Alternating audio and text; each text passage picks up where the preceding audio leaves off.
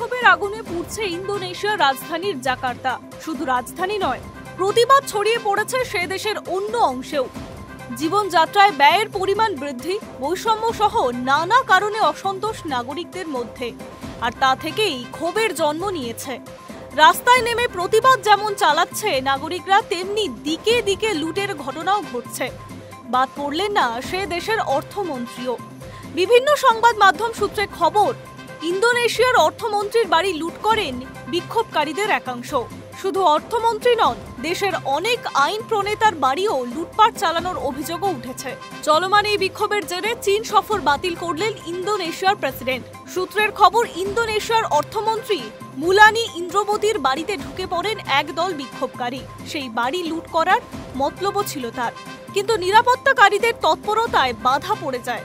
শুরু হয় দুই পক্ষের মধ্যে খণ্ডযুদ্ধ। মুলানি ছাড়া ইন্দোনেশিয়ার আরও ৩ আইন প্রণেতার বাড়িতেও হামলা চালায় ওই বিক্ষোভকারীরা।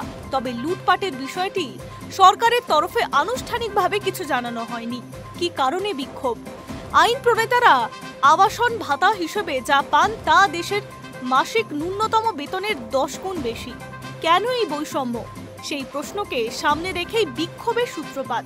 তারপর একের পর এক জুড়তে থাকে কর বৃদ্ধি, ছাঁটাই, মুদ্রাস্ফীতির মতো বিষয়গুলিও। এই নিয়ে বেশ কয়েকদিন ধরে ইন্দোনেশিয়ার সমাবেশ বিক্ষোভ চলছে। সম্প্রতি তেমনই এক সমাবেশ চলাকালীন পুলিশের গাড়ির ধাক্কায় মৃত্যু হয় আফফান নামে এক তরুণের। এই মৃত্যুর ঘটনায় বিক্ষোভের আগুনে পুড়ছে ইন্দোনেশিয়া। দিকে দিকে ছড়িয়ে পড়েছে প্রতিবাদ বিক্ষোভ। দেশের এই পরিস্থিতি নিয়ে সেনাবাহিনীর সঙ্গে কথা বলেন প্রায়োবো। তিনি জানান, ইন্দোনেশিয়ায় কোনো অরাজকতার জায়গা নেই।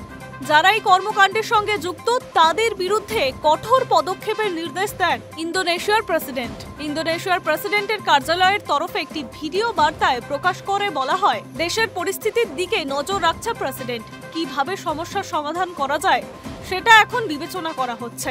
এই পরিস্থিতিতে তার পক্ষে চীন যাওয়া সম্ভব নয়।